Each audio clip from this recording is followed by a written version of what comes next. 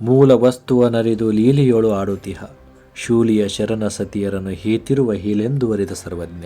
ಅಂದರೆ ಬ್ರಹ್ಮಜ್ಞಾನಿಯಾಗಿದ್ದು ವಿನೋದಕ್ಕಾಗಿ ಸಂಚರಿಸುತ್ತಿರುವ ಶಿವಶರಣನು ಸ್ತ್ರೀಯರನ್ನು ಮಲಕ್ಕೆ ಸಮವೆಂದು ತಿಳಿಯುವನು ಎಂದು ಸರ್ವಜ್ಞ ಹೇಳ್ತಾನೆ.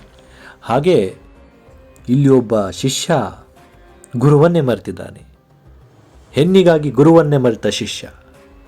ಇಲ್ಲಿ ಒಂದು ದಿನ ಗುರು ಶಿಷ್ಯರು ಇಬ್ಬರೂ ಯಾತ್ರೆಗೆ ಹೊರಡ್ತಾರೆ. ದಾರಿಯ ಮಧ್ಯದಲ್ಲಿ ಗುರುವಿಗೆ ಆಯಾಸವಾಗುತ್ತದೆ, ಬಾಯಾರಿಕೆ ಆಗುತ್ತದೆ.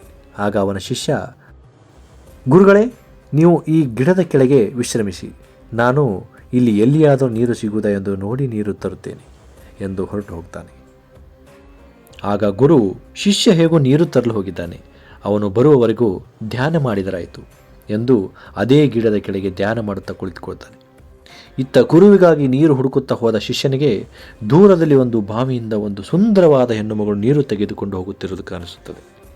ಈ ಶಿಷ್ಯ ಅವಳ ಬಳಿ ಹೋಗಿ, ಕೇಳಿಲಿ, ಬಹಳ ಬಾಯಾರಿಕೆ ಆಗಿದೆ, ಸ್ವಲ್ಪ ಕುಡಿಯಲು ನೀರು ಹಾಕುವಿರಾ ಎಂದು ಬೊಗಸೆ ಮುಂದೆ ಹಿಡಿಯುತ್ತಾನೆ. ಅವನನ್ನು ಒಂದು ಕ್ಷಣ ನೋಡಿದ ಆಕೆ, ಯಾರೀ ಮನುಷ್ಯ ಎಂದು ತನ್ನಲ್ಲೇ ಅಂದುಕೊಳ್ತಾಳೆ. ಹಾಗೆ ಅವನ ಬೊಗಸೆಗೆ ತನ್ನ ಕೊಡದಿಂದ ನೀರು ಸುರಿಯಲು ಮುಂದಾಗ್ತಾಳೆ. ಅವಳು ಹರೆಯದ ಹೆಣ್ಣು, ಯೌವನ ತುಂಬಿದಂತಹ ದಂತದ ಗೊಂಬೆ ಹಾಗೆ ಮೈಕೈ ತುಂಬಿಕೊಂಡು ಅಂದಕ್ಕೆ ಸವಾಲು ಹಾಕುವಂತೆ ಅವಳ ಸೌಂದರ್ಯ ಹೊರಹೊಮ್ಮುತ್ತಿತ್ತು. ಇನ್ನು ಬೊಗಸೆ ಹಿಡಿದ ಸನ್ಯಾಸಿ ಶಿಷ್ಯ ನೀರು ಕುಡಿಯುವ ಸಮಯದಲ್ಲಿ ಅವಳ ಮುಖವನ್ನು ಅವನ ಬೊಗಸೆಯ ನೀರಿನಲ್ಲಿ ಕಾಣ್ತಾನೆ. ಸುಂದರಾಂಗನೆ ಬಂದು ಮುಂದೆ ತಾ ನಿಂದಿರಲು ಸುಂದರೀವನರಿ ಜ್ಞಾನಿ ತಾ ನಿಲುವಿನ ಹಂದರದ ಕಂಬ ಸರ್ವಜ್ಞ ಅಂಥೇಳಿ ಹೇಳ್ತಾರೆ. ಇದರರ್ಥ, ಎಂತಹ ಸೌಂದರ್ಯವತಿ ಕನ್ಯೆದರು ಬಂದು ನಿಂತರೂ ಕೂಡ ಒಬ್ಬ ಪರಮಜ್ಞಾನಿ, ದೇಹದ ತತ್ವನರಿತ ಯೋಗಿ, ಸ್ತ್ರೀ ಎಂದರೆ ಎಲುವು ಮಾಂಸಗಳ ಹಂದರವೆಂದು, ಮಲಮೂತ್ರಗಳ ಕುಂಡವೆಂದು ತಿಳಿದು ಅದನ್ನು ಹೇಯವೆಂದು ತಿರಸ್ಕರಿಸುವನು ಎಂದು ಹೇಳ್ತಾರೆ. ಆದರೆ ಇಲ್ಲಿ ಈ ಶಿಷ್ಯ ಅವಳ ಸೌಂದರ್ಯವನ್ನು, ರೂಪವನ್ನು ಬೊಗಸೆಯಲ್ಲಿ ಕಂಡು ಅವಳ ಮೇಲೆ ವ್ಯಾಮೋಹಗೊಳ್ತಾನೆ. ಅವಳ ದೇಹವನ್ನು ಕಂಡು ಆಕರ್ಷಿತನಾಗುತ್ತಾನೆ.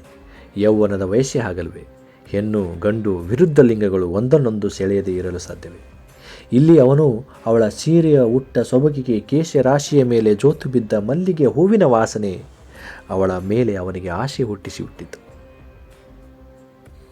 ತಾನು ಒಬ್ಬ ಸನ್ಯಾಸಿಯ ಶಿಷ್ಯ ಎಂಬ ವಿಚಾರ ಮರೆತು ಅವಳನ್ನು ಪಡೆಯಲೇಬೇಕೆಂಬ ಯೋಚನೆಯು ಅವನಿಗೆ ಮುಖ್ಯವಾಗಿ ಕಂಡಿತು.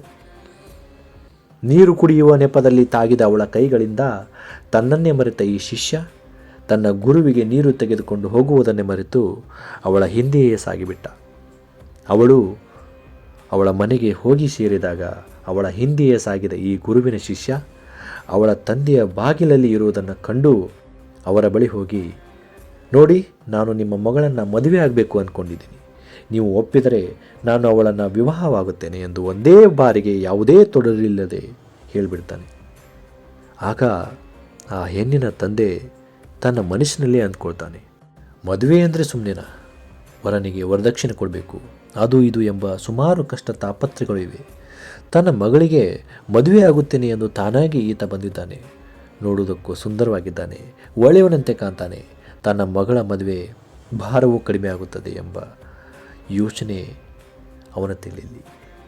ಒಳ್ಳೆಯ ಗಂಡು ಸಿಕ್ಕಂತಾಗುತ್ತದೆ ಎಂದು ಭಾವಿಸಿ ತನ್ನ ಮಗಳ ಮದುವೆಯ ಭಾರವೂ ಕಡಿಮೆಯಾಗುತ್ತದೆ, ಒಳ್ಳೆಯ ಗಂಡು ಸಿಕ್ಕಂತಾಗುತ್ತದೆ ಎಂದು ಭಾವಿಸಿ ಹೆಣ್ಣಿನ ತಂದೆ ಇದು ದೇವರು ಕಳಿಸಿದ ವರನೇ ಇರಬೇಕು ಎಂದು ಅವಳ ಮಗಳಿಗೆ ಇವನೊಂದಿಗೆ ಮದುವೆಯನ್ನೇ ಮಾಡಿಬಿಡ್ತಾನೆ. ಅತ್ತ ಇವನ ಗುರು ತನ್ನ ಶಿಷ್ಯ ಬಂದೇ ಬರುತ್ತಾನೆ, ತನ್ನ ಬಾಯಾರಿಕೆಗೆ ನೀರು ತಂದೇ ತರುತ್ತಾನೆ ಎಂದು ಕುಳಿತೇ ಇರುತ್ತಾರೆ. ಇತ್ತ ಶಿಷ್ಯ ಮದುವೆಯಾಗಿ ಅವಳೊಂದಿಗೆ ತನ್ನ ಪ್ರೀತಿಯ ಹಂಚುತ್ತಾ ಜೀವನದ ಖುಷಿಯಲ್ಲಿ ಮುಳುಗಿ ಹೋಗ್ತಾನೆ. ಅವನ ಪ್ರೀತಿಗೆ ಸಾಕ್ಷಿಯಾಗಿ ಮಕ್ಕಳು ಹುಟ್ಟುತ್ತವೆ. ಆದರೆ ಈ ಶಿಷ್ಯನಿಗೆ ಅವನ ಗುರುವಿನ ನೆನಪೂ ಬರುವುದಿಲ್ಲ. ಅತ್ತ ಗುರುವಿಗೆ ತನ್ನ ಶಿಷ್ಯನ ಮೇಲೆ ಎಷ್ಟು ವಿಶ್ವಾಸ ಇತ್ತು ಎಂದರೆ, ತನ್ನ ಶಿಷ್ಯ ಕಾಮದ ಸೆಳೆತಕ್ಕೆ ಕುಟುಂಬದ ಜೀವನದಲ್ಲಿ ಮುಳುಗಿ ಹೋಗಿದ್ದರೂ ಬಂದೇ ಬರುತ್ತಾನೆ ಎಂದು ಧ್ಯಾನದಲ್ಲಿ ಕುಳಿತಿರ್ತಾರೆ. ಮುಂದೆ ಸ್ವಲ್ಪ ದಿನಗಳ ನಂತರ ಶಿಷ್ಯನ ಸುಂದರವಾದ ಹೆಂಡತಿಗೆ ಕಾಯಿಲೆ ಬಂದು ತೀರಿಕೊಂಡು ಹೋಗಿಬಿಡ್ತಾಳೆ. ಅವಳನ್ನು ಕಳೆದುಕೊಂಡ ಶಿಷ್ಯನಿಗೆ ವಿರಕ್ತಿ ಬಂತು. ತಟ್ಟನೆ ಗುರುವಿನ ನೆನಪಾಯಿತು. ತಾನು ಗುರುವನ್ನು ಒಂದು ಮರದ ಕೆಳಗೆ ಕೂಡಿಸಿ ಬಂದಿದ್ದು ನೆನಪಾಗುತ್ತದೆ. ಆಗ ಈ ಶಿಷ್ಯ ಓಡೋಡಿ ಬಂದ. ಗುರು ಅಲ್ಲಿಯೇ ಧ್ಯಾನಾಸಕ್ತರಾಗಿ ಅಲ್ಲೇ ಕುಳಿತಿದ್ದರು. ಎಂದಾದರೂ ಬರಲಿ, ಶಿಷ್ಯ ಬರುತ್ತಾನೆ ಎಂದು ಕಾದು ಕುಳಿತ ಗುರು ಗೆದ್ದನು. ಹೆಣ್ಣಿನ ಸೌಂದರ್ಯಕ್ಕೆ ಸೋತು ಸಂಸಾರದಲ್ಲಿ ಮುಳುಗಿ ಕಣ್ಣು ನೋಡಿರುವುದನ್ನು ಮನಸ್ಸು ಸಹಿಯುತ್ತದೆ. ಇಂತಹ ಸಂದರ್ಭದಲ್ಲಿ ಯಾವ ವಿಚಾರವೂ ಮನಸ್ಸಿನಲ್ಲಿ ಸುಳಿಯಲಾರದು. ಕೇವಲ ಆಸೆಯೇ ಬೆನ್ನಟ್ಟಿರುತ್ತದೆ. ಇಂತಹ ಸೆಳೆತಕ್ಕೆ ಮರುಳಾದ ಶಿಷ್ಯ ಇಲ್ಲಿ ಸೋತನು.